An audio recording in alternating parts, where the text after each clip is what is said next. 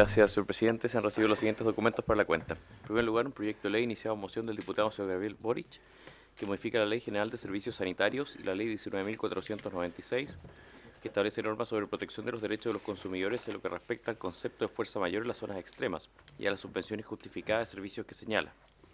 En segundo lugar, una carta del jefe de gabinete del señor ministro de Hacienda, por medio de la cual agradece y excusa la inasistencia del señor ministro, debido a que se encontrará la tramitación del proyecto de reajuste del sector público en el Senado.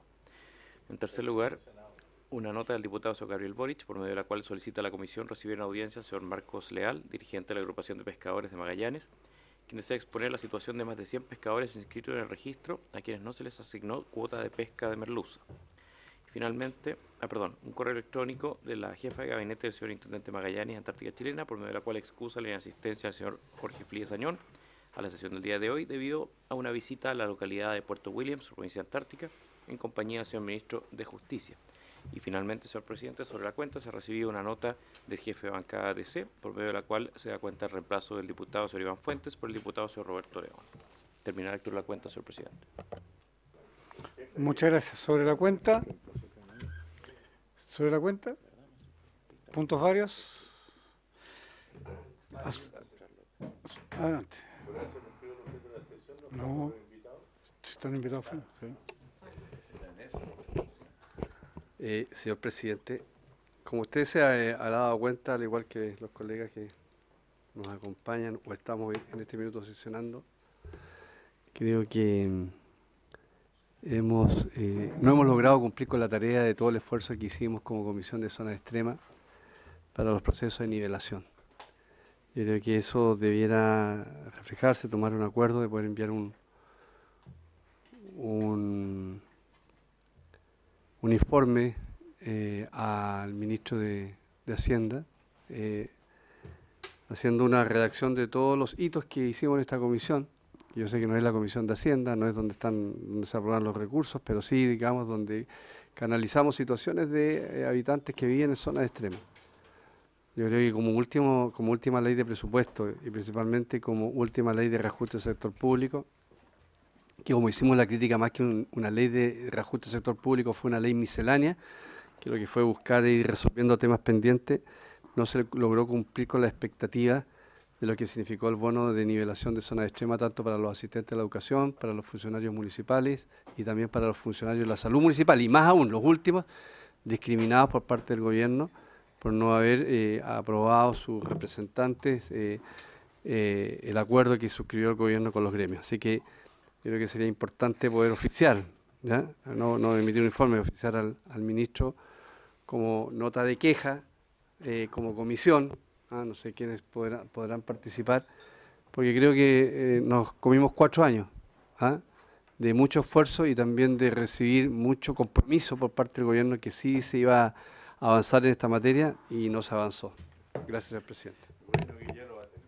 Complementando lo que dice el colega Santana, sí, si es que hay acuerdo, oficiaríamos incorporando así que agradecemos el cambio de criterio de Hacienda, que por primera vez deja expreso en la ley de que el tope va a ser mayor para eliminar el efecto de la asignación de zona en las propias bonificaciones. No sé si se dieron cuenta, pero para el caso de las asignaciones especiales, el tope que se aplica para Aysén, Magallanes, la zona extrema, digamos, considera el tope normal más 35.000 pesos, que es para igualar el efecto de zona sobre los sueldos base y no quede la gente fuera porque tiene zona. Pero eso es algo que habíamos pedido mucho como visión, que la asignación de zona no sea imputada a la hora de calcular los topes, se logró.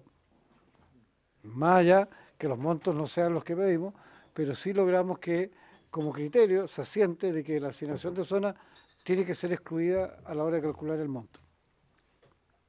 ¿Sí? Señor presidente, claro, pero usted me estaba hablando de la asignación de zona, yo estoy hablando de un bono de zona extrema, que es un bono especial que está suscrito en 3 leyes, asociadas a los asistentes de la educación, a los funcionarios de la salud municipalizada y también a los funcionarios municipales. El otro tema, que obviamente también es un tema de compromiso de Estado y que yo creo que es correcto que se avance en eso, pero aquí estamos hablando de un tema que, como usted bien tuvo la posibilidad de participar en estos 4 años prácticamente, creo que debiéramos sentir frustración porque no hicimos bien la pega, no hicimos bien la pega como parlamentarios, tanto transversalmente, que no fuimos capaces de poder convencer al gobierno que los compromisos hay que cumplirlos, y sobre todo aquellos compromisos que son explícitos.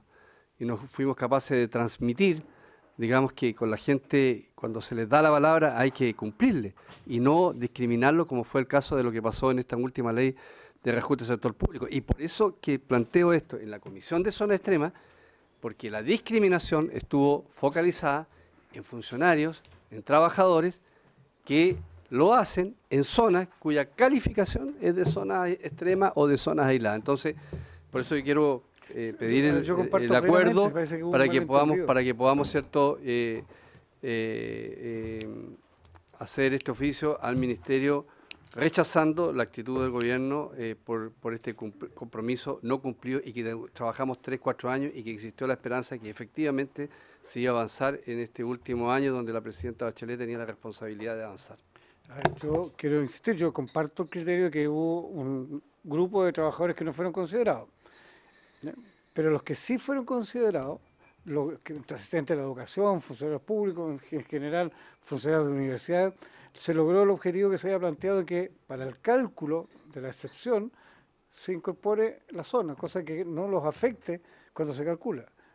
Haciendo fuerza lo que tú me dices, está bien, faltaron 3 grandes grupos de trabajadores, salud municipal, educación, pero los asistentes de la educación, por ejemplo, están incorporados, si no sé si vieron, pero están, ¿no? Entonces, decir, ¿sabe qué más? Estamos conformes porque se cambió el criterio general, la zona ya no se usa para el cálculo, pero estamos lamentando que no estén considerados los otros trabajadores que deben haber estado considerados. O sea, yo particularmente, o sea, marcar la falencia, señalando que sí como criterio nos parece adecuado que no se considere la propia asignación cuando se calcula el tope.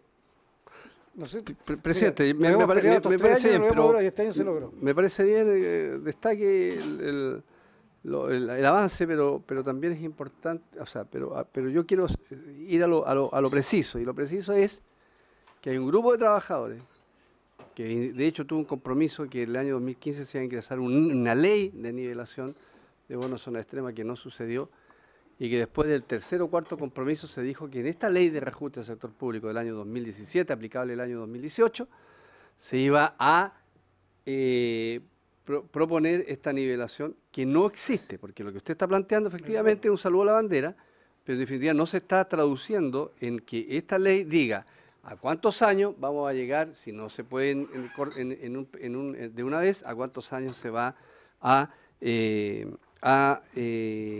comprometer esta nivelación. Pero a mí, el punto también que a mí me interesa que podamos oficiar, señor presidente, y con esto termino, no hablo más para que tomemos el acuerdo, si es posible, es que no compartimos la discriminación de haber dejado a funcionarios simplemente afuera de este beneficio, de esta mejoría parcial, menor pero parcial, producto de que sus dirigentes no firmaron este protocolo de acuerdo, del acuerdo del reajuste, que es lo que se estaba hablando del guarismo, de cuánto se incrementaba los salarios, pero obviamente ese no acuerdo significó que le pegaron una patada en la guata a los trabajadores de la Confusan porque no participaron de este acuerdo. Creo que aquí están pagando gente que no tiene ninguna responsabilidad. Eso me gustaría que se pudiera reflejar junto en lo que usted sienta que usted proponga que hay que oficiar. Pero miren, lo que pasa es que hay dos... yo quiero dejar en pie que yo voté en contra del guarismo. Y voté en contra, fui uno de los 3 que votamos en contra permanentemente por esto mismo. Pero eso no me deja, no quiere decir que no vea que sí hubo un avance. O sea, porque son dos cosas que tú planteas, Santana, que son distintas. Lo que nosotros pedimos, idealmente, fue nivelación de zona, ¿cierto? Y eso partimos peleando a un comienzo. El gobierno entre medio nos dio un bono de zona extrema para nivelar, supuestamente que no niveló. Entonces, yo comparto contigo, digamos, ¿sabe qué más? Nuestro objetivo no era un bono, sino que era la nivelación de la zona de los empleados públicos. Y eso no está logrado, y estaría pendiente, y lamentamos mucho que usted no haya cumplido. Segundo, pero mira, segunda queja es que en el bono que se paga, lo que tú señalaste, hay gente que se excluyó, ¿ya? Y podemos nombrarla, yo no tengo claridad porque tú nombraste funcionarios municipales. Los de la salud primaria están excluidos. Ya, pero el resto está. ¿Ya? La salud municipal está, la corporación está. No, entonces, la salud municipal no está. No por eso, la salud municipal no, pero las corporaciones sí. Los asistentes de la educación y los funcionarios municipales, sí, pero lo que está es un delta, pero no está cumplido No, es que eso es lo el que proceso de decía. nivelación. O sea, Correcto. es un saludo a la bandera, como se dice en No, chileno. perfecto, ¿Ah? yo quiero es que como digamos salir primero, para salir del paso El nomás. compromiso lo que era se dice. nivelación y eso no está logrado. No se cumplió, eso. Para Eso se- todos. Perfecto, ¿no? nivelemos. Segundo, Y la hay exclusión... un bono compensatorio que además excluyó un grupo de trabajadores. ¿eh? Ya, y le pido eso, perfecto. Y tercero, me parece. ¿sabes qué más?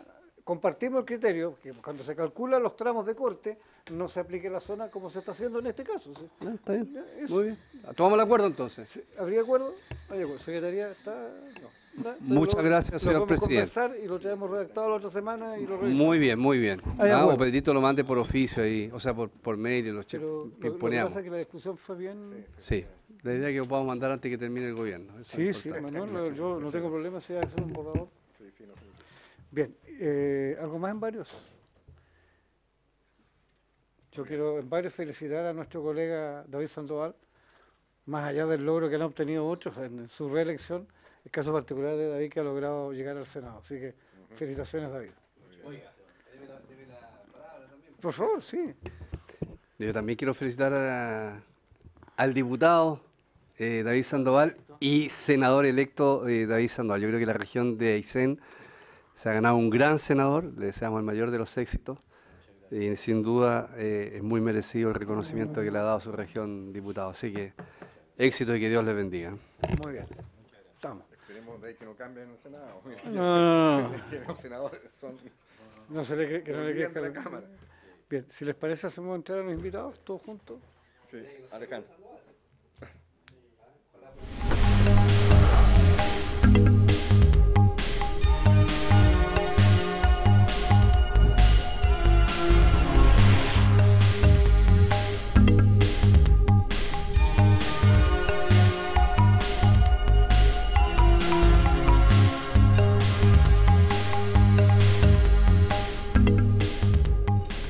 Muy bien, les voy a pedir lo siguiente, cuando vayan a hacer uso de la palabra, se presentan el cargo, el nombre, para que constancia en el acta quién está hablando, la primera vez nomás, por supuesto.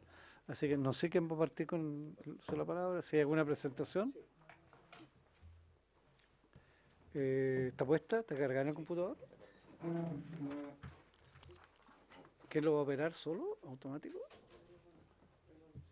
No, él no lo va a operar, si él tiene que tomar acta.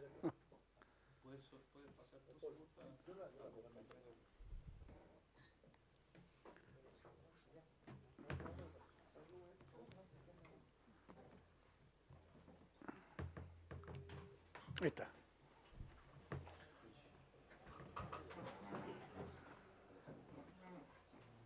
A ver, les comento algo porque para que se formalice, lo dimos en la cuenta antes, el ministro Nicolás Aguirre de Hacienda se excusó por estar discutiendo la ley de presupuesto en el Senado y el intendente Jorge Fríes por estar en Puerto Williams y ser imposible estar en Magallanes, en el Congreso.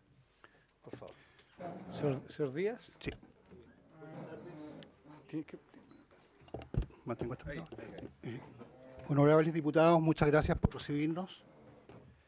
Mi nombre es Edmundo Díaz. Soy gerente de flota de una empresa pesquera que está ubicada en la ciudad de Puerto Williams, comuna Cabo de Horno. Estoy en reemplazo del presidente de nuestra asociación gremial de industriales de Tierra del Fuego y Navarino, el señor Mauricio Nostroza, quien por razones de salud y de un accidente reciente no pudo concurrir a esta reunión. Nuestra presentación tiene que ver con lo que nosotros estimamos un incumplimiento a una normativa legal que es la Ley Navarino. Bueno, ¿quiénes somos en primer lugar? Somos una asociación de 2 empresas acogidas a la Ley Navarino, las cuales formamos una agrupación. No lo toques porque se apaga y se prende. Perfecto. Bueno, de las 2 empresas que figuran ahí, 8 empresas son empresas procesadoras de recursos hidrobiológicos y 4 empresas corresponden a otros rubros, entre los cuales puedo citar una empresa agroindustrial, una empresa forestal, una empresa de un frigorífico y una empresa textil. De las 8 empresas de recursos hidrobiológicos, hay 7 empresas que están ubicadas en la comuna de Porvenir y una empresa en Puerto Williams. Además de estas 2 empresas, hay otras empresas más que son muy importantes, que igualmente están acogidas a esta normativa legal denominada Ley Navarino, pero que no forman parte de nuestra asociación. Las variables principales, como ustedes deben saber, que afectan a estas comunas son variables de carácter climático, de carácter geográfico, de una falta de competencias en cuanto a disponibilidades de mano de obra, empresas, competencias, etcétera, que no existen por la lejanía, digamos, de esta parte suraustral de Chile. En la lámina siguiente voy a tratar de recordar solamente para que ustedes vean la ubicación de donde se encuentran estas islas, Tierra del Fuego y Isla Navarino. La isla Tierra del Fuego está frente a Punta Arenas, la isla Navarino está ubicada ahí frente a la ciudad de Ushuaia, digamos. Como ustedes pueden ver, esta isla tiene varias particularidades. La primera de ellas es que geográficamente los territorios son aproximadamente iguales, un poco más del 50% del territorio corresponde a Chile y un 48 y tanto por ciento corresponde a Argentina. Sin embargo, hay un desequilibrio poblacional sustancial. Mientras Argentina está bordeando los 140.000 habitantes, nosotros no alcanzamos a llegar a 9.000 personas entre nuestras 2 islas del extremo sur. Volvamos a la... Bueno, la razón principal de por qué las empresas se han instalado a pesar de todas estas condiciones adversas que nosotros ya les indiqué, es porque hay un fomento o incentivo estatal a las ventas que hacen estas empresas al resto del país. Este incentivo tiene una tasa de 20%. Bueno, en particular, los incentivos son una exención del impuesto de renta de primera categoría, una exención a las contribuciones de bienes raíces, una exención tributaria al IVA con tasa de 19% y en menor medida, debido a los TLC que tiene firmado el país, es una exención a la tasa del IVA y al derecho al valor que hoy día realmente pesa muy poco en el contexto de cualquier importación que se haga. Al margen de esta, otra consideración importante que tiene que ver con las consideraciones de carácter geopolítico y de seguridad nacional que los legisladores en su minuto tuvieron a la vista para crear este conjunto de beneficios. Ustedes recordarán que el año 2011, a comienzos del 2011, hubo una marcha importante en Punta Arenas a raíz de un alza del gas que se iba a hacer general de una tasa de un 20% aproximadamente. Bueno, el tema está en que la gente de Porvenir se fue a la primera angostura, donde hay el tránsito de Argentina a Chile, y entonces, ¿qué es lo que ocurrió ahí? Que la gente de Porvenir se toma, digamos, cierra el paso de tránsito Argentina a Chile, Chile a Argentina, y lamentablemente lo que ocurrió ahí, justamente eso, hubo un problema de seguridad nacional. Los argentinos se tomaron la barcaza, irrumpieron, digamos, y se interrumpió la manifestación que nosotros teníamos hecha, y entre paréntesis, esta manifestación no tenía ningún carácter político, sino que estaba toda la gente de Magallanes, independientemente de su identificación política, de acuerdo en que el gas no debía subir porque era un tema regional. Bueno, a contar del año 2016, nosotros hemos estado siendo muy afectados por el incumplimiento manifiesto del pago del incentivo del 20%. Lo que está ocurriendo es que hay o una suspensión o una postergación o simplemente un rechazo al pago por parte de la Tesorería Regional.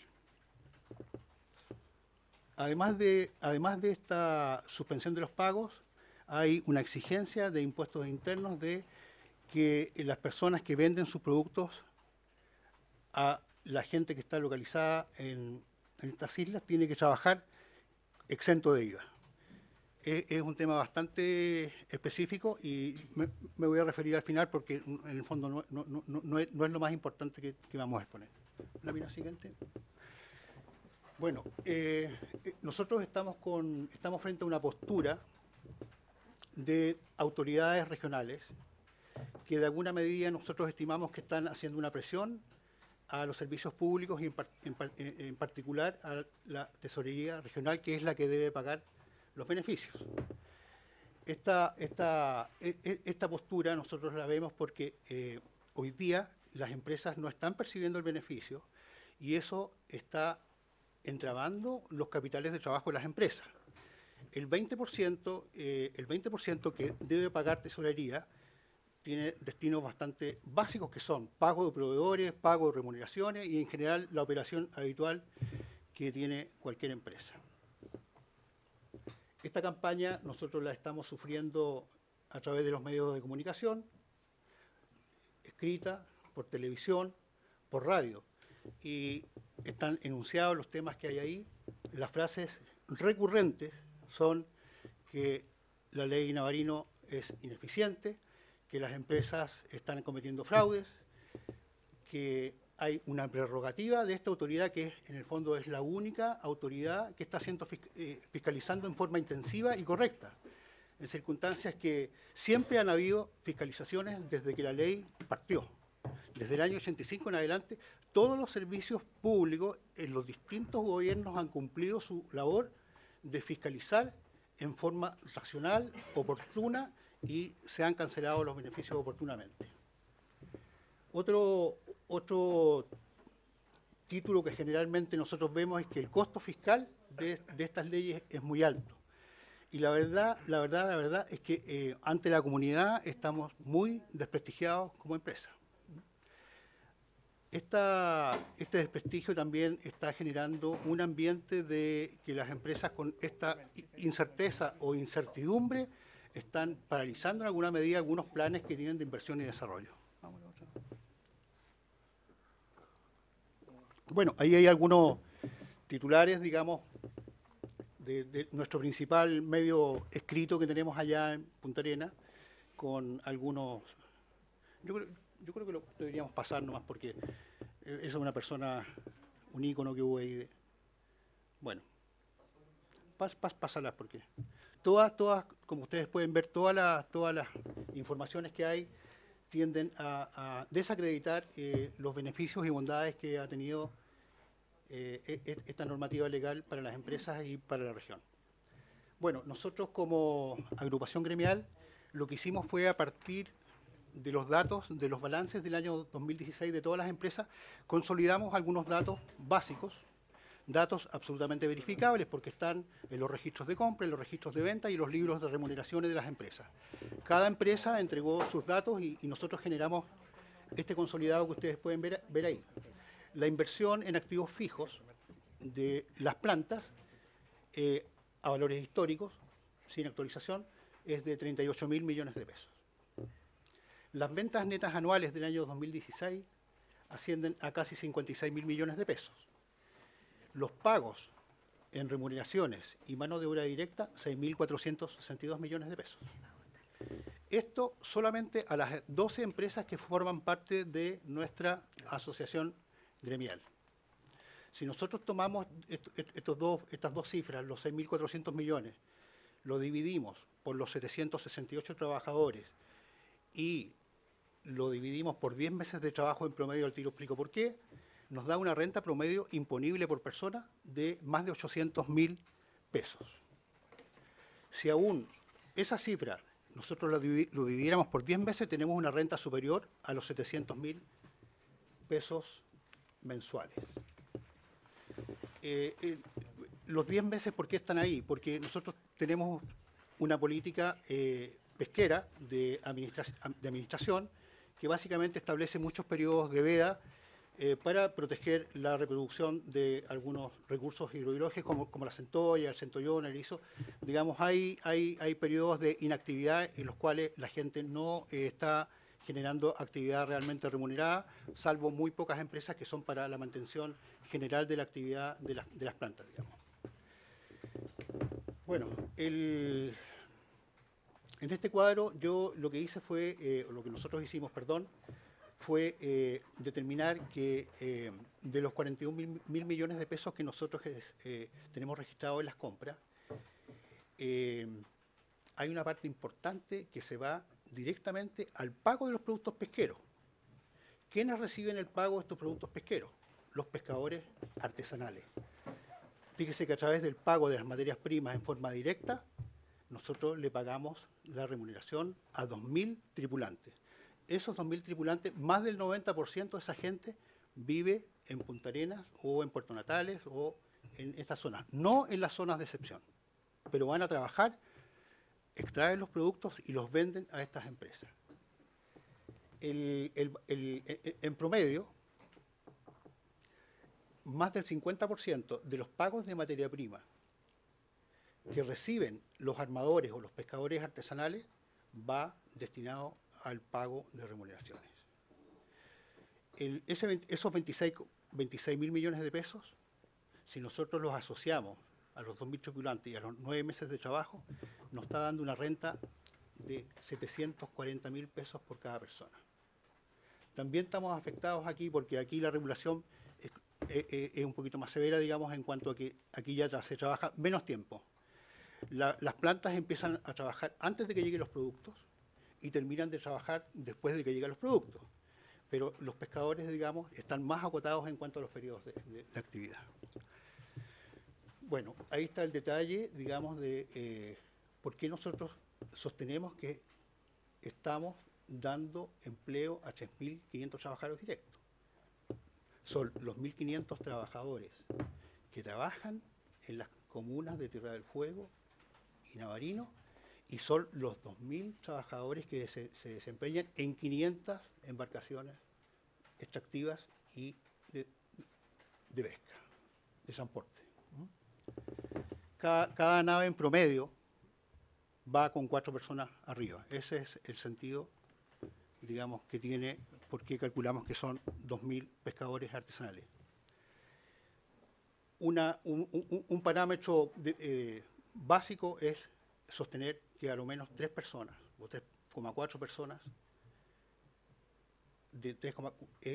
digamos, es un grupo familiar de cada trabajador directo, 3 a 3,5 personas básicamente. Por lo tanto, si ustedes ven ahí, habrían 12.000 personas afectadas si se elimina la ley Navarino.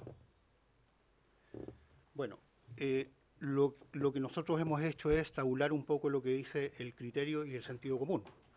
Por lo tanto, lo que hemos tenido que hacer es recurrir a gente experta y especializada en algunos temas, y yo les voy a señalar que para esta oportunidad tomamos y nos está prestando servicios un señor Pornat, que fue CNM de Economía y que es un economista social.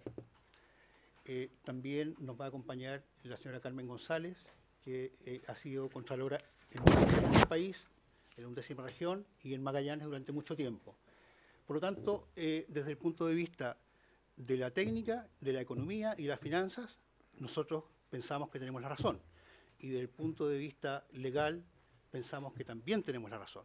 O sea, hay un verdadero incumplimiento a la normativa legal, a la parte contractual. Y contrariamente a lo que está sosteniendo nuestra autoridad regional, nosotros afirmamos que este incentivo ha sido necesario, ha hecho un progreso para todos los habitantes de nuestra región, debe mantenerse y ojalá fortalecerse.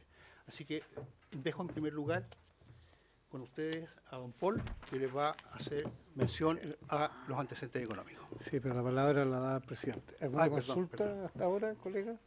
Yo sí tengo una, ya sí. dado las cifras que se han dado, ¿cuánto es el monto para la misma fecha, digamos, que han pedido en bonificación, pagada o no pagada? Bueno, el año 2016 se pagaron 15.000 millones de pesos.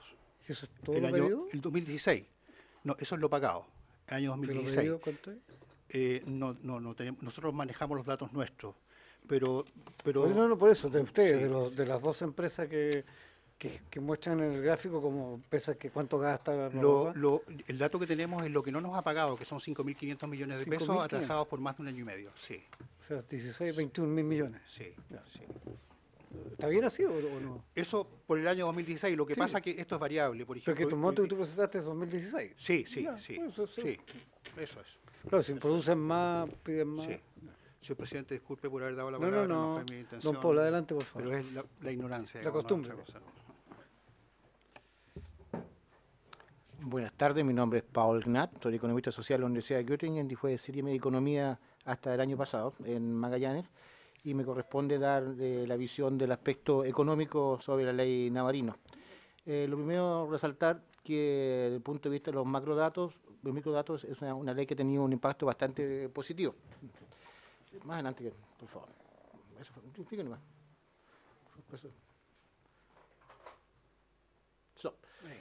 Primero, recalcar que los datos de los últimos 12 años para la provincia de Última Esperanza y Cabo de Horno, hemos tenido un incremento de 133% de las empresas, cuanto número de trabajadores en un 146%. Lo interesante es la renta de los trabajadores, como han ido mejorando sustancialmente en el tiempo, a un 243%, se casi un 2,5 veces, y la productividad laboral también a 2,5 veces, o sea, hace un 250%.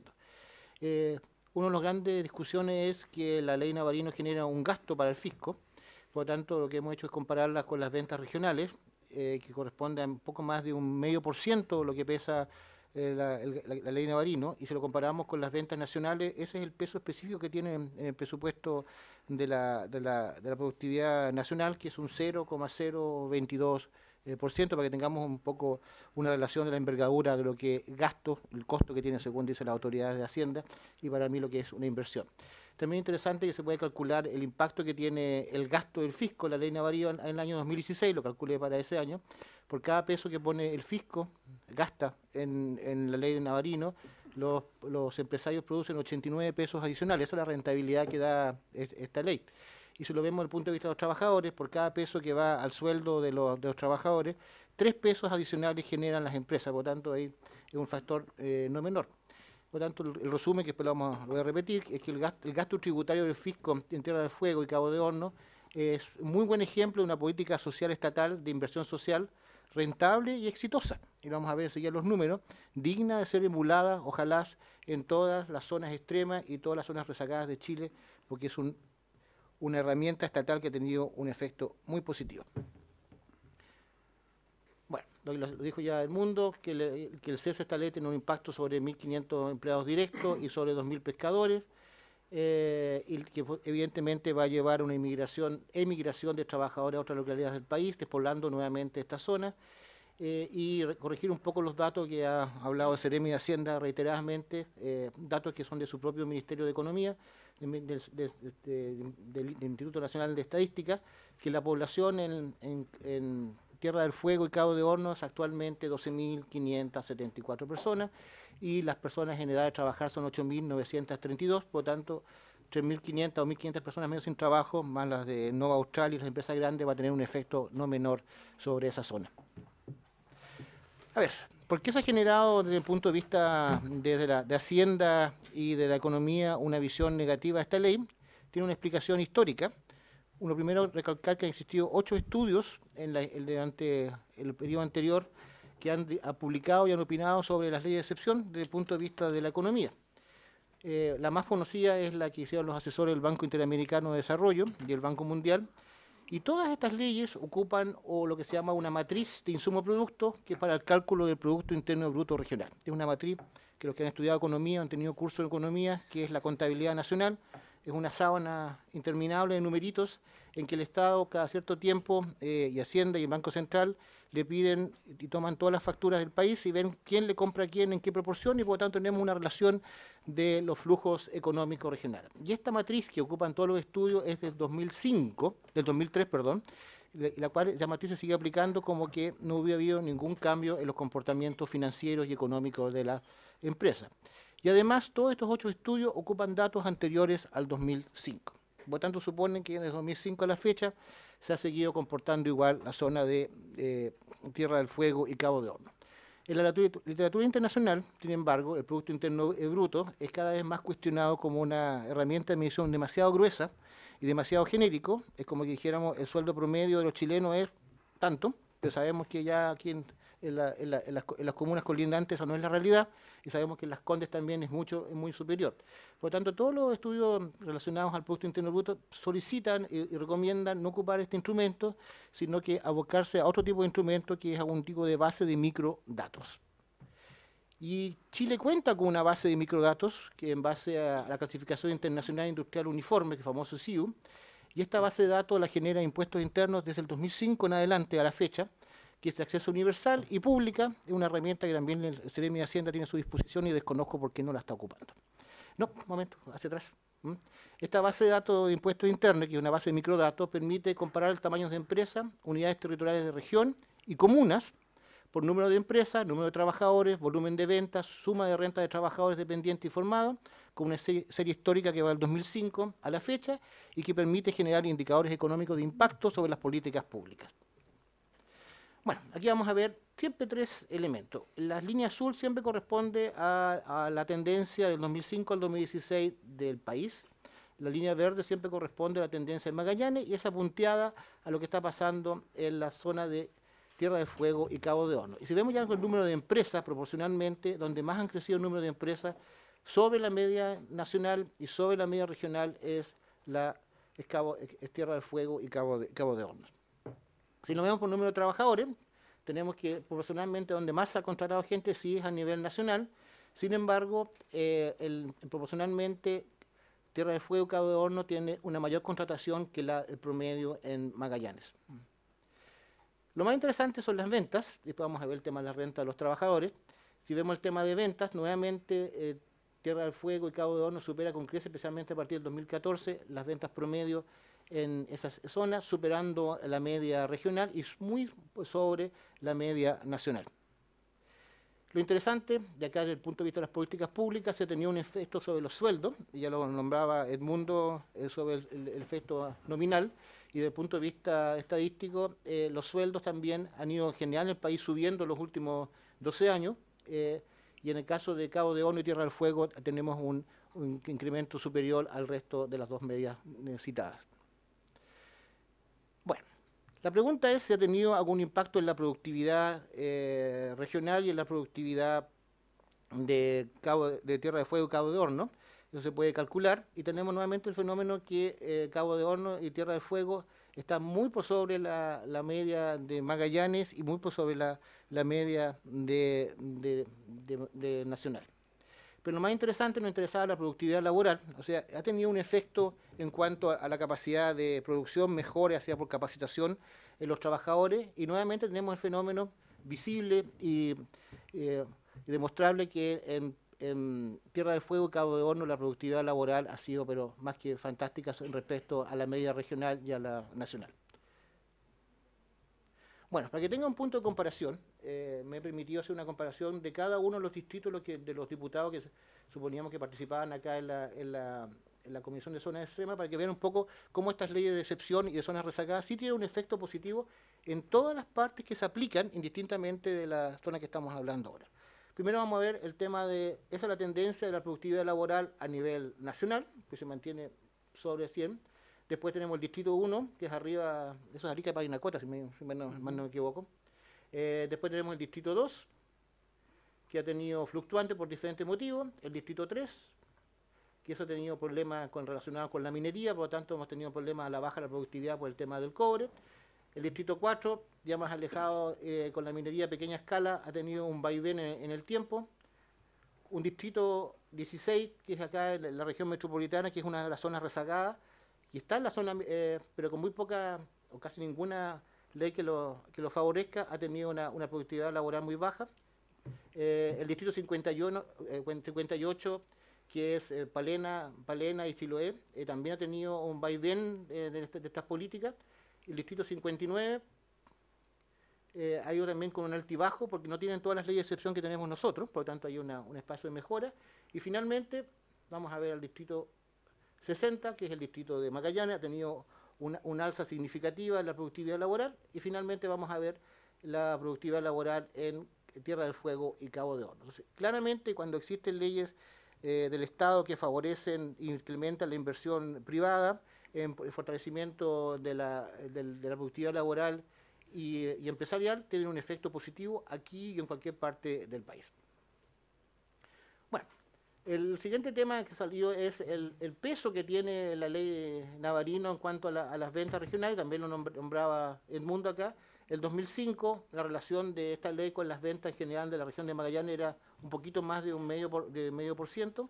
En 2016 había bajado un 0,44. ¿Y por qué ha bajado esto? Porque las ventas han incrementado la productividad regional. Gracias a la ley Navarino ha aumentado las ventas y productividad laboral, por lo tanto el peso específico de la ley Navarino va a la baja. Si lo vemos con las ventas del país, el 2005 era el 0,026%, o sea, un poco menos de un cuarto, y a la fecha del 2016 es un 0,022%. No ha bajado más porque la productividad a nivel nacional no es tan dinámica como la productividad laboral y empresarial que tenemos en Tierra del Fuego y Cabo de Hornos. Un poquito más, no, otra más. Bueno. Ahora vamos a comparar lo que es el peso específico de la ley Navarino y la rentabilidad en Tierra del Fuego y Cabo de Hornos.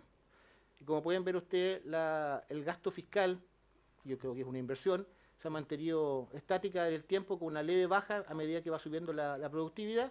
Y por otro lado, la productividad o la inversión que genera esta ley ha sido exponencialmente en crecimiento en los últimos años.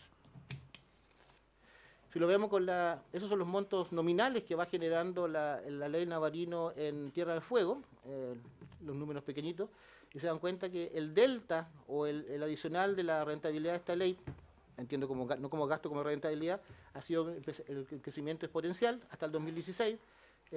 Esperamos, supongo que el 2017 va a ir a la baja por el no pago de los 20%. Lo más interesante es un parámetro de comparación. Por cada peso que el fisco gasta o invierte en la ley Navarino en Tierra del Fuego, los empresarios generan 89 pesos adicionales. Una ley evidentemente muy efectiva. No era así el 2005, en que el fisco ponía entre torno a 3 o 4 pesos y recién estaba generando 1 peso por parte de los empresarios. Y si lo vemos desde el visto del gasto fiscal, nuevamente el gasto fiscal con respecto a la rentabilidad de esta ley va a la baja. ¿Por qué? Porque va creciendo la productividad empresarial y se da esta curva inversa con el tiempo. Cada vez la ley Navarino va siendo más efectiva, se van instalando más empresas y estas empresas se han vuelto cada vez más productivas. Y si lo vemos ahora desde el punto de vista del gasto laboral, o sea, por cada peso, veamos la próxima que es más interesante. Por cada peso que pone actualmente el fisco, que va a los sueldos de los trabajadores, el empresariado genera 3 pesos. Antiguamente, en 2005, no se daba este caso. Ya, entonces quería llegar hasta ahí como de mi exposición, si tienen alguna consulta. Sí. Colegas, ¿alguna consulta? Yo sí tengo una. ¿El incentivo se paga en base al costo de la producción o al precio final de venta? Al precio neto de venta. Doña Carmen. Sí. Buenas tardes. Yo soy abogado y me voy a referir al texto de la ley en forma muy sucinta, digamos, y al problema que nos ocupa. Ahí sí. Gracias. Me voy a referir a la ley y lo primero que uno tiene que analizar cuando estudia una ley es cuál es su finalidad, para qué se dictó. El mapa que ustedes ven allí de alguna manera nos permite visualizar cuál es la razón, digamos. Las islas de las que estamos hablando son las islas finales, o sea, es el fin del mundo, como se llamaba en la literatura. ¿Ah? Los argentinos eso lo venden todavía como el fin del mundo por razones turísticas. Más allá, solo tenemos el mar de Drake y la Antártica.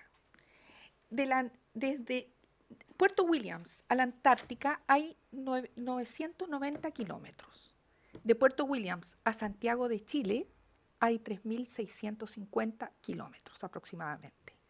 O sea, eso nos permite visualizar, digamos, de cuál es el lugar para el cual se hizo esta ley. ¿Ah? Y por lo tanto, es una ley en que el Estado tomó la iniciativa de fomentar una actividad económica que los privados no iban a desarrollar por las condiciones de una competitividad prácticamente nula, imposible de competir en los mercados, que están muy lejos y que es difícil llegar porque no hay caminos.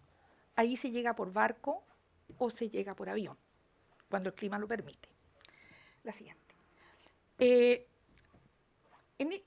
Como se trata de una ley de fomento, entre los beneficios que la ley estableció, y es el que interesa ahora en el problema que traemos a la comisión, es un beneficio en que el Estado de Chile se obliga a otorgar una bonificación equivalente al 20% del valor de las ventas de los bienes que produzcan las empresas cuando estas empresas incorporen en ese bien un 25% de mano de obra e insumos de la zona, porque esta ley está establecida para desarrollar una determinada zona geográfica, que son estas islas y sus mares adyacentes. Punta Arenas, por ejemplo, no entra acá.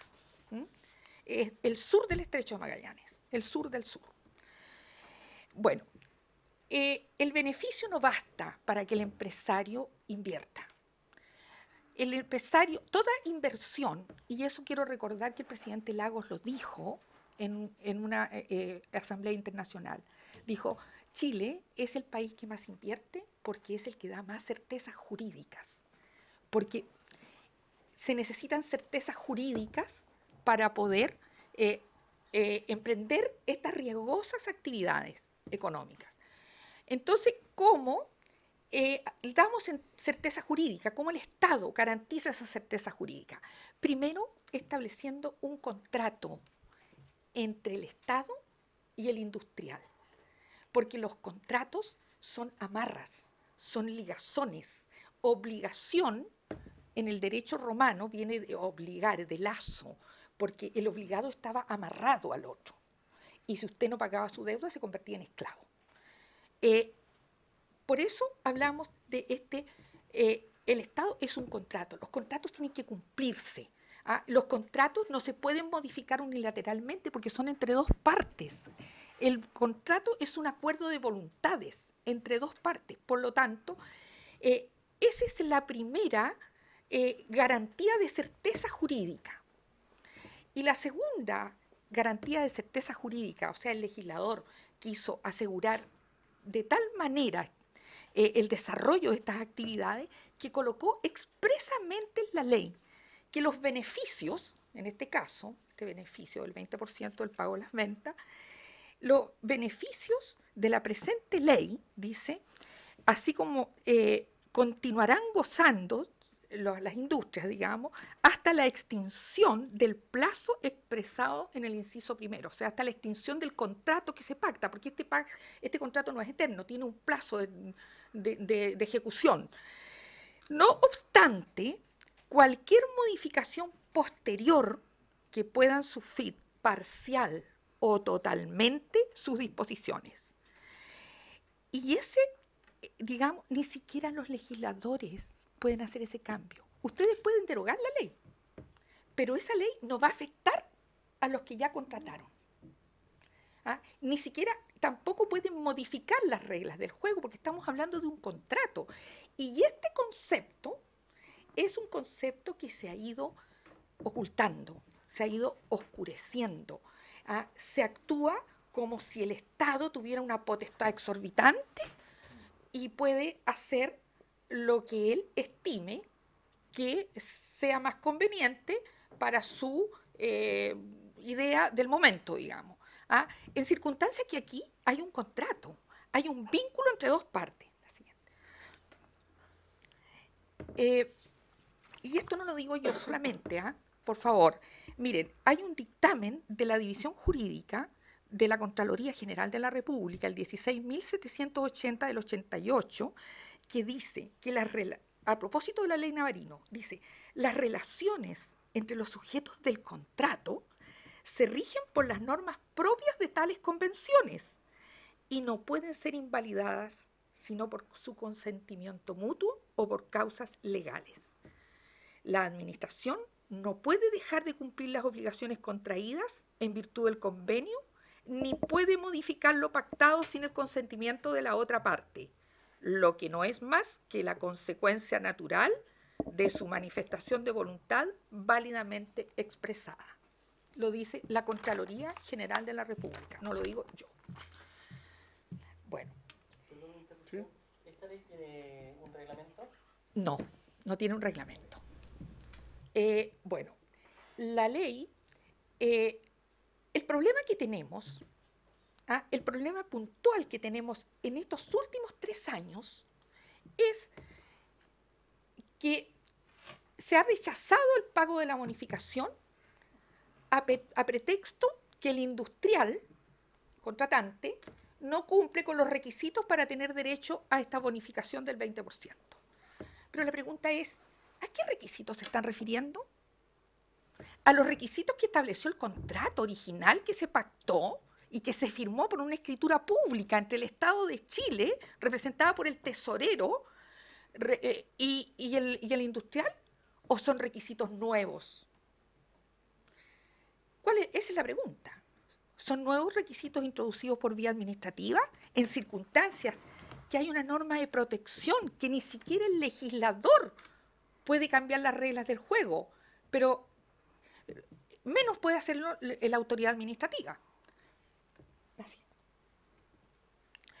Una segunda manera de no cumplir por parte del Estado esta ley es tomándose plazos abusivos, irracionales, para pagar la bonificación a pretexto de realizar acciones fiscalizadoras que corroboren el cumplimiento de los requisitos. Nuevamente la pregunta, ¿cuáles requisitos? ¿Los del contrato o los nuevos? Los plazos son superiores a 1 año. Eso quiebra a cualquier empresa. La siguiente. La pregunta es, con estos 2 mecanismos, estas 2 malas prácticas de establecer requisitos que no estaban en el contrato o de establecer una demora enorme, perjudicial, ¿acaso se está prometiendo conseguir que la ley caiga en desuso? Porque las leyes pueden morir por desuso. Porque, ¿qué pasa? Si ustedes como legisladores derogan esta ley, a los contratantes no les afecta, porque la ley estableció una protección.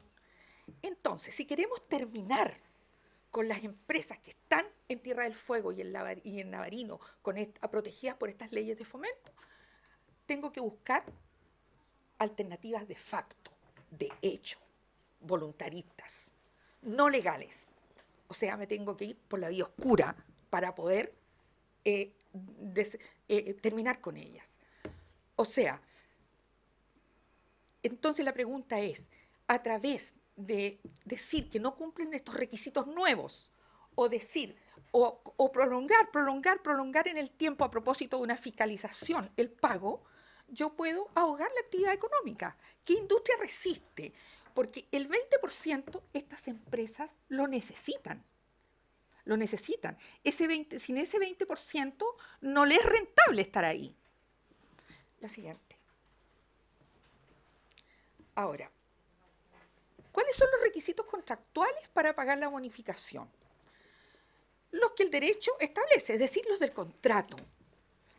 Y esos requisitos se establecen en el momento que el intendente regional dicta la resolución que autoriza a la industria a acceder a este sistema.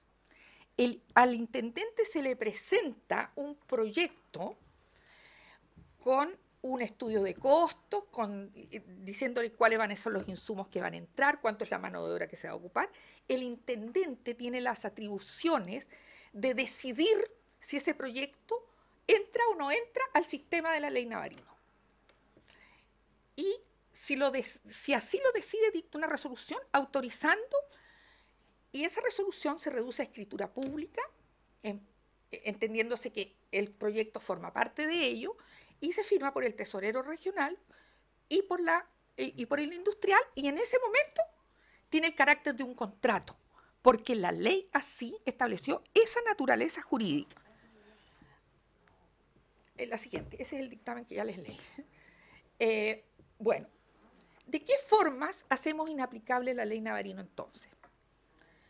Una de las falsedades que se han dicho por la prensa es que no se paga la bonificación porque los industriales no están cumpliendo con los requisitos para tener derecho a que le cumplan la obligación de pagarle la bonificación.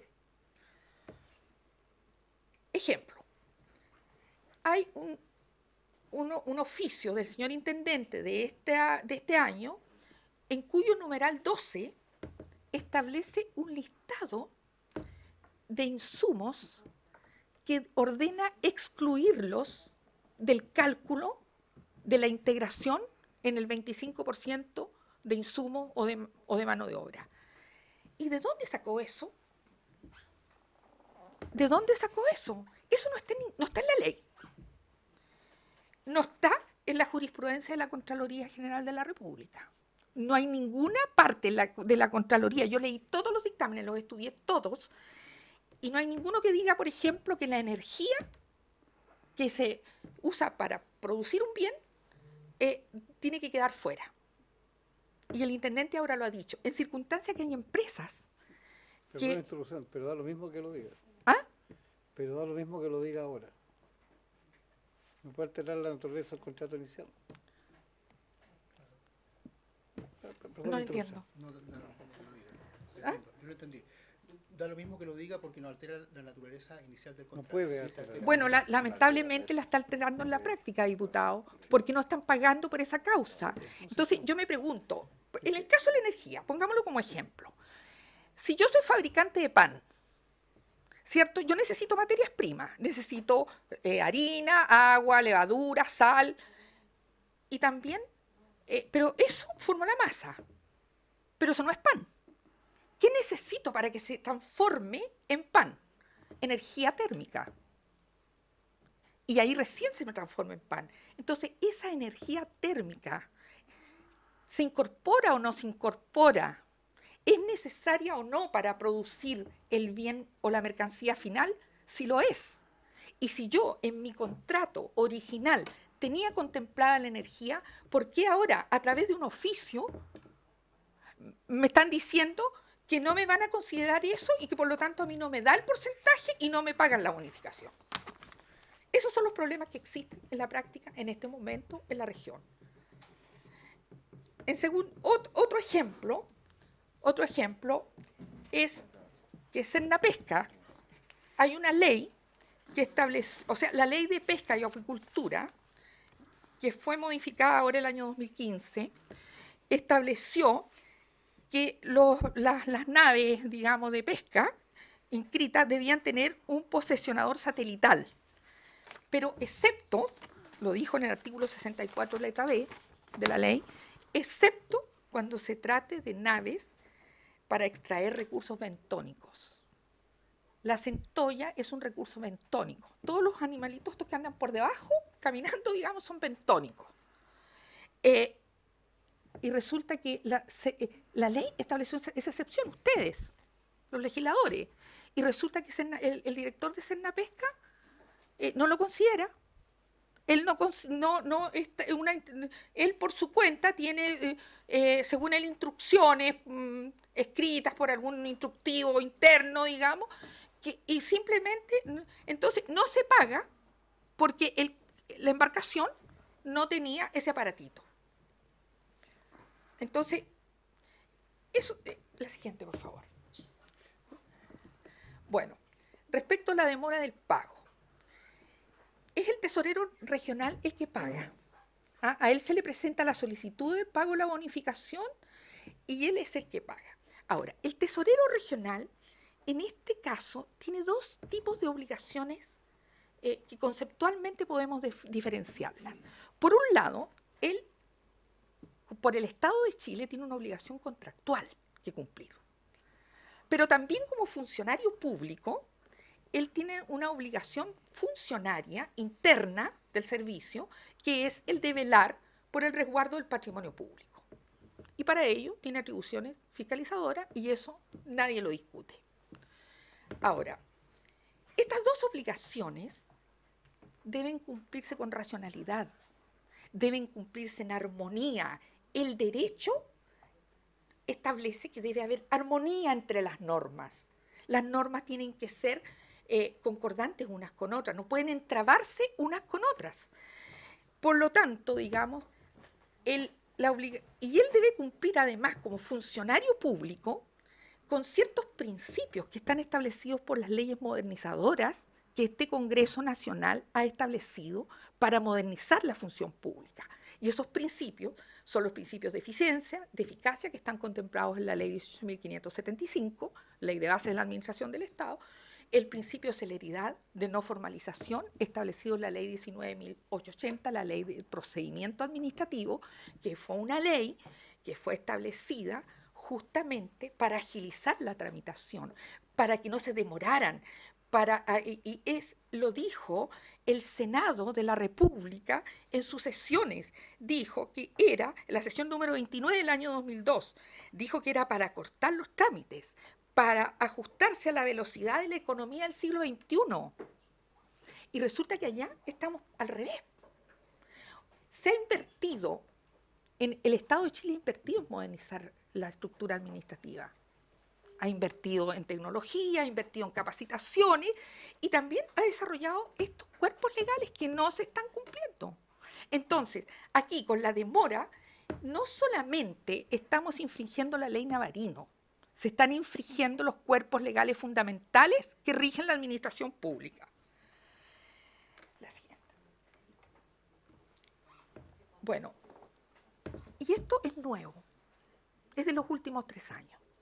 Anterior a eso, se regía el tesorero nacional, el tesorero general de la República, dictó una circular el 2010, que es la 33, y luego la modificó y dictó la 23 del 2015, señalando los antecedentes que tenían que presentar en la solicitud los industriales para cobrar la bonificación y los tiempos razonables, y esto se cumplía sin problemas, digamos. Los industriales esperaban el tiempo para revisar esto, porque eran tiempos normales.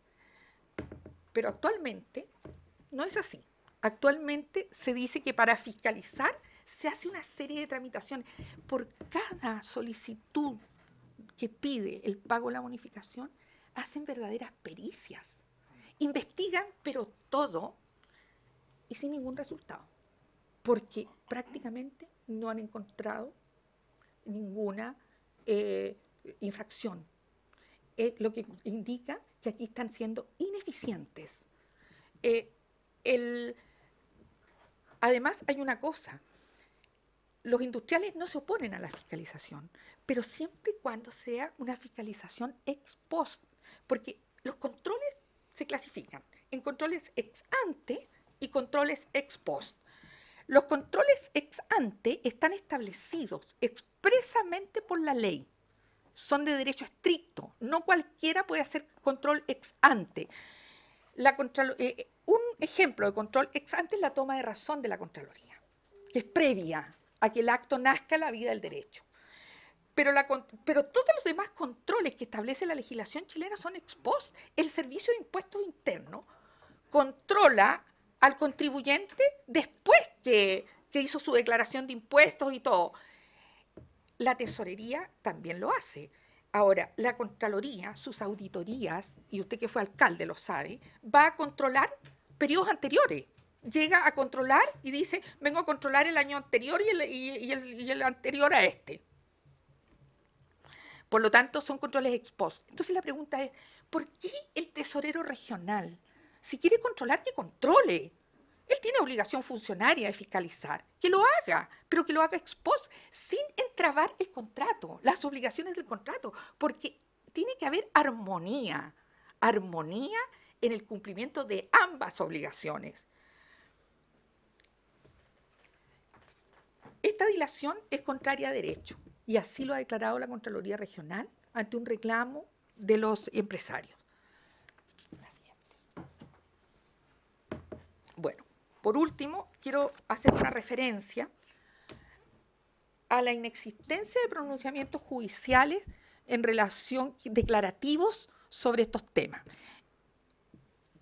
Porque se ha dicho en los diarios, por las autoridades locales, principalmente por el Ceremi de Hacienda de la región de Magallanes, que ellos están avalados en su actuar por las sentencias de los tribunales de justicia, lo que es falso. Han habido recursos de protección, porque frente a todas estas arbitrariedades, los industriales han presentado recursos de protección. Yo misma los he representado, algunos de ellos, en recursos de protección, pero nos han rechazado los recursos. Pero no nos han rechazado porque no tengamos razón. Nos han rechazado porque la Corte ha dicho que son asuntos de lato conocimiento. ¿Qué significa de lato conocimiento? Que tiene que ir usted al tribunal ordinario porque hay que discutir lo jurídico. Los recursos de protección no son para discutir asuntos jurídicos, ¿ah? No son para que la Corte declare cuál es el derecho vigente. Los recursos de protección son para otra cosa, son acciones urgentes cuando un derecho es atropellado, digamos, un derecho indubitado, que no tiene duda. Pero en este caso, donde hay diferentes concepciones frente al tema, entonces la Corte ha dicho, es delato conocimiento. No hay ningún fallo de la Corte de Apelaciones de Punta Arenas que haya emitido una sentencia declarativa en este sentido. Ahora, habría que ir los industriales tendrían que ir a un juicio de delato conocimiento. Pero ¿saben ustedes cuánto se demora? Estamos esperando, a propósito, paso el avisito a la reforma civil, procesal civil. ¿Cuánto se demora? ¿Ah? Sí, sí sé que tengo que seguir esperando. ¿Cuánto se demora un juicio de delato conocimiento? Más de 5 años, con suerte 7. Entre las apelaciones, la casación, en la forma, en el fondo, el recurso de queja, todo. ¿Qué empresa va a aguantar 7 años esperando sin quebrar? Tendrían que ser magos nomás, no sé. Ese es el problema. O sea, no tenemos defensa en ese sentido. ¿Ah? Y respecto de presuntos delitos, en toda actividad humana suele haber gente que abusa, pero para eso están las fiscalizaciones.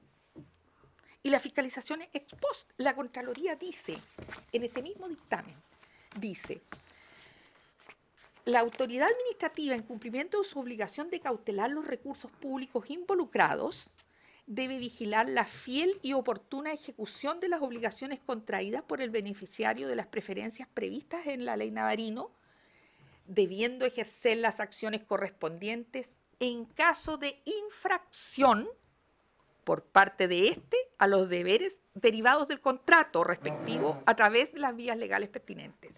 En caso de infracción. O sea, la Contraloría nos está diciendo que esto es ex post. ¿Por qué? Porque ¿cuándo se comete la infracción? Cuando el empresario recibe el pago sin haber cumplido los requisitos. Antes no es infracción. ¿Ah? Entonces, han habido fiscalizaciones del Servicio de Impuesto Interno que en el pasado hubo 2 empresas famosas, digamos, que han cometido infracciones. Pero no porque 2 hayan cometido infracciones, quiere decir que todos están cometiendo infracciones. En todas las acciones humanas, en todos los organismos, en todo, hay gente que hace las cosas bien y gente que hace las cosas mal. También nosotros tenemos ejemplos, digamos, de parlamentarios que han sido condenados. También la Contraloría tiene un funcionario en este momento formalizado por el tema del fraude carabinero. Y así suma y sigue. Entonces, no podemos generalizar.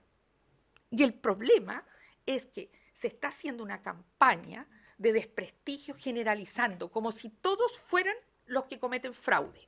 Ahora, hay una denuncia del señor intendente que lleva 1 año de investigación y no hay ningún formalizado. El Ceremi de Hacienda se desdijo el día de ayer ante un canal regional de televisión reconociendo que no habían delitos tributarios. Entonces, digamos, además hay una cosa, los funcionarios públicos, sobre todo si son jefes de servicio, tienen la obligación de cumplir todos los principios transversales de nuestro ordenamiento jurídico. ¿Y el principio de inocencia? ¿Qué pasa con el principio de inocencia? Hay una empresa cuyos jefes no están formalizados. Y estamos ventilando esto como si fuera el niño símbolo de los fraudes que se cometen por la Ley Navarino.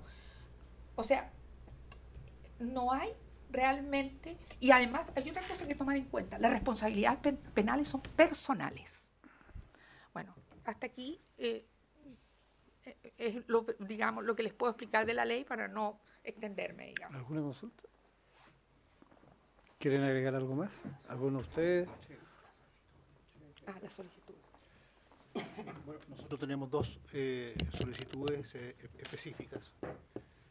La primera, como dice ahí, se oficia a la Contraloría General de la República para que se haga una investigación referente a los plazos que está tomando Tesorería, porque como ya se señaló, estimamos que ha burocratizado en exceso el pago de la bonificación.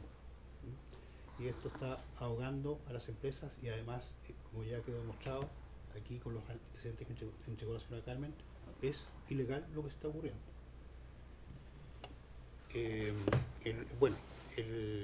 Hay otra petición, ¿no es cierto? Es respecto a que, por favor, Tesorería oficie, o sea, se oficia a Tesorería para que informe cómo son las fiscalizaciones. ¿Ya? En particular respecto a la empresa Nova Austral, porque nosotros entendemos que esa empresa tiene un trato posiblemente distinto respecto al resto de las empresas y se supone que no podría haber tratos discriminatorios respecto a las empresas acogidas a este cuerpo legal. Así que esas serían las dos solicitudes específicas. ¿Habría acuerdo de la comisión de oficiar esos oficios? No hay acuerdo.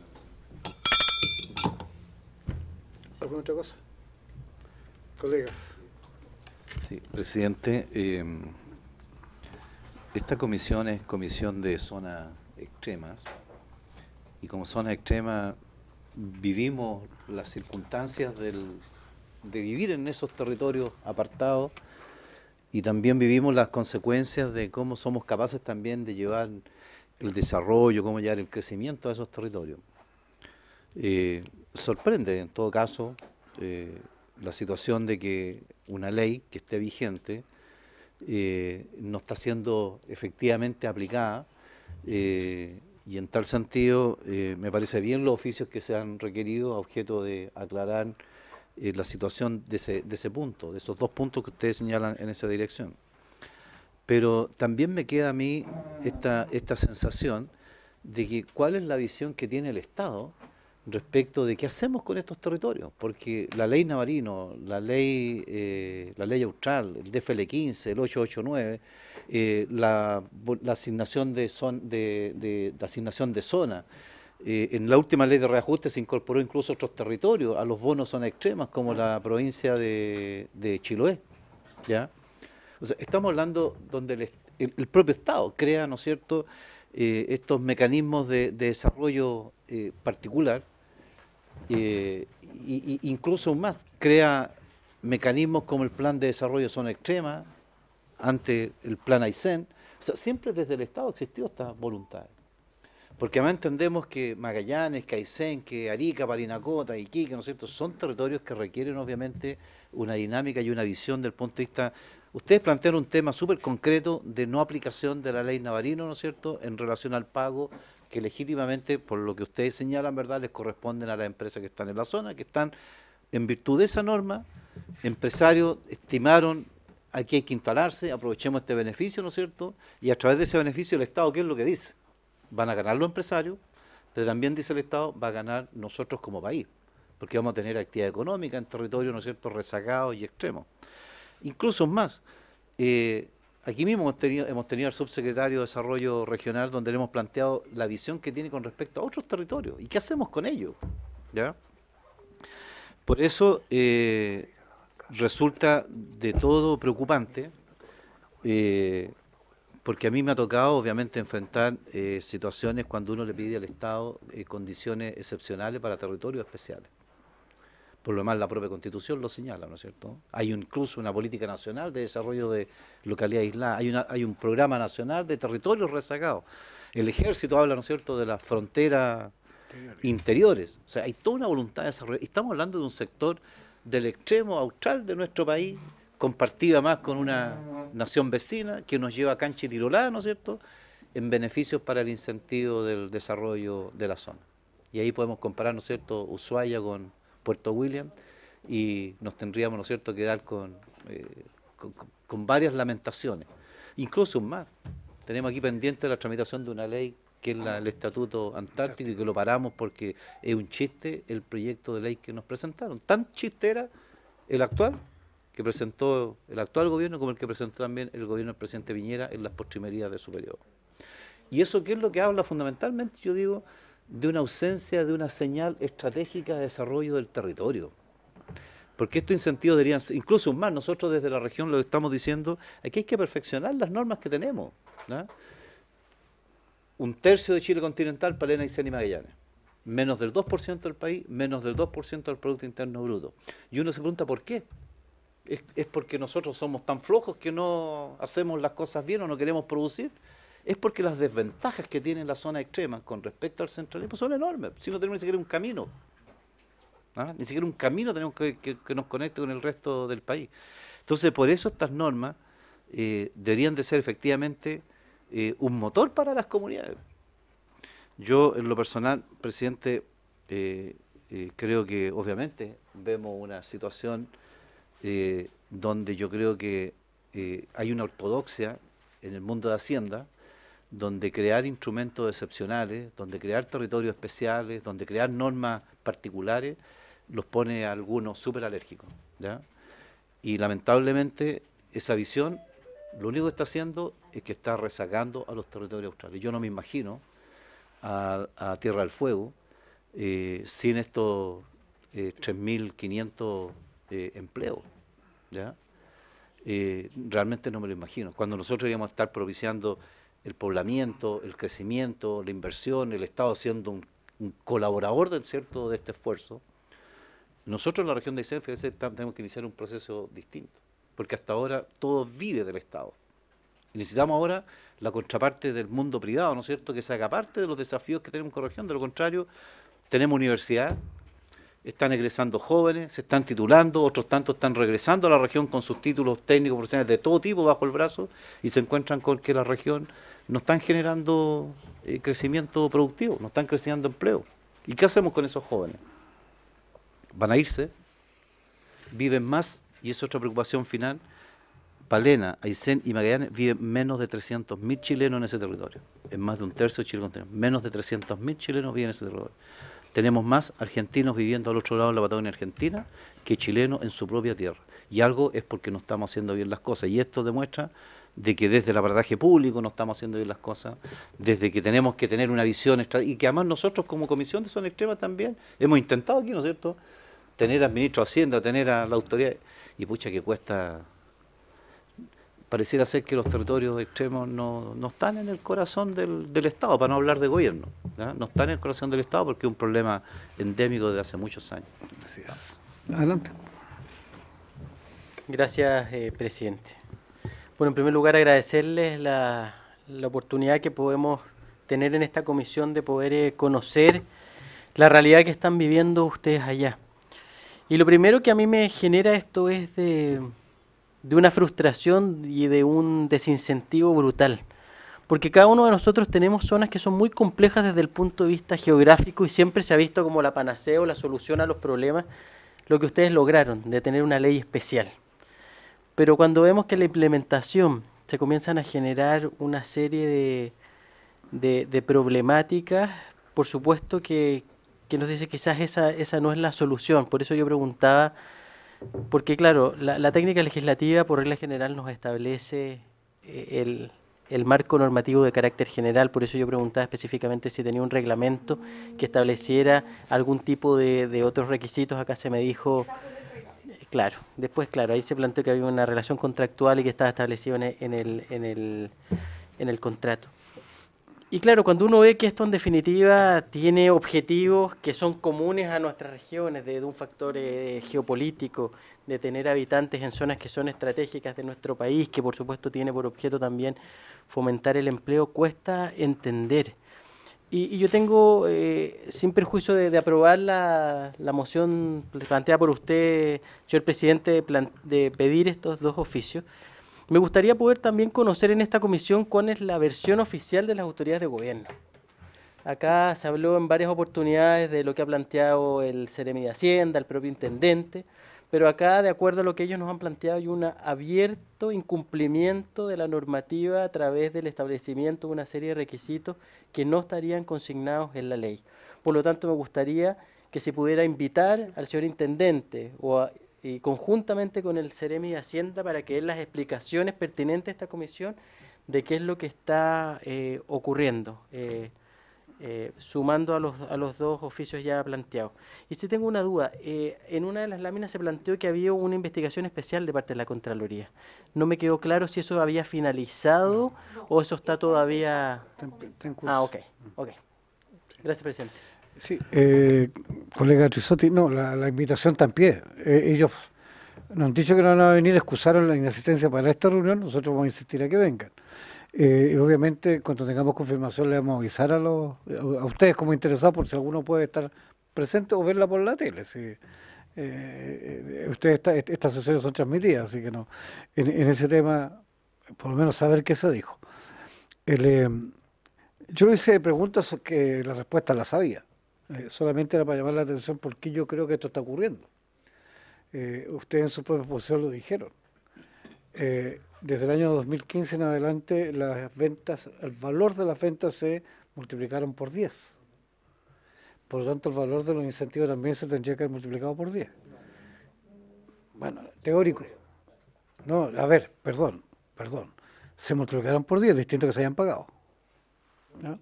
Porque el incentivo es sobre el valor de venta. ¿No? Si la venta aumenta, aumenta el incentivo. ¿O estoy equivocado en el mundo que usted es empresario? Directa. Entonces, aquí Hacienda no se preocupó demasiado mientras eran chauchas. Cuando empezó a hacer recursos importantes, Hacienda mostró la cara que muy bien dijo David Sandoval, que siempre ha tenido. Que es decir, mire, seguimos la ley de incentivos, pero que ojalá no nos cuesten. Las leyes de incentivos que hoy día más se aplican y que son más intensas, no tienen costo fiscal. Tienen costo de presupuesto municipal. Cuando le dicen a la gente no paga contribuciones bienes raíces, esa plata deja de entrar, no al tesoro público, deja de entrar a la cuenta del Fondo Común Municipal. Cuando le dice, señor, pague la mitad del permiso de circulación, esa plata no deja de entrar al tesoro público, deja de entrar al Fondo Común Municipal de nuevo. ¿Ya? Entonces, yo creo que estamos viendo la realidad dura. Yo creo honestamente que cuando parte el tema, el año, no sé, 2002, 2013, como muy viejo David, como he dicho yo, la ley de incentivo hay que mejorarla, hay que cambiarla. No parte con la idea de esta que yo comparto con ustedes han escuchado mis declaraciones, de que la tendencia es más bien a obstaculizar el pago concreto y real que debe hacerse. Que debe hacerse. Yo no tengo dudas al respecto. Entonces, yo quiero reiterar las solicitudes. Acaba de llegar el diputado León, a quien yo le he pedido que amablemente deje la otra sesión, porque no teníamos quórum, no me había dado cuenta para tomar acuerdo. Así que con la presencia de nuestro colega León, entonces sería reiterar el acuerdo de las dos cartas de información que vamos a citar, más la invitación a las autoridades regionales y la Hacienda para que puedan venir en una próxima ocasión. ¿Habría acuerdo? Hay acuerdo. Ya. Presidente, yo le agradezco enormemente al señor jefe de bancada que haya tenido este gesto para la Comisión de Zona Extrema. No. ¿Habría algo más que quieran agregar, don Paul? Me gustaría que quede claro, cuando se plantea como gasto y se compara año a año lo que el fisco gasta, efectivamente hay un aumento, pero se compara con la productividad que han tenido las empresas y la productividad laboral también, eso es otra relación. ¿Sí? Por lo tanto, en esa relación ha ido a la baja proporcionalmente. Sí, pero el gasto es mayor, que es lo que le importa a Hacienda. Pero la importación también la tengo en la mano, esto podríamos ver, también ha tenido un aumento. Entonces, ese creo que es una visión un poco sesgada, así, gasto con gasto en vez de gasto con inversión general. Hay que comparar. Es que, a ver, si el tema de fondo, yo comparto plenamente lo que se ha expuesto. Si el tema de fondo es darse cuenta qué es lo que está ocurriendo, y creer que esto es porque un Seremi no quiere, porque es mala onda, es un error. Si todos sabemos cómo se pone, se sacan Seremi, todo. Si le estuviera haciendo algo distinto a la política pública, no sería Seremi. ¿Algún otro tema? Habiéndose cumplido los objetivos de esta sesión, se levanta.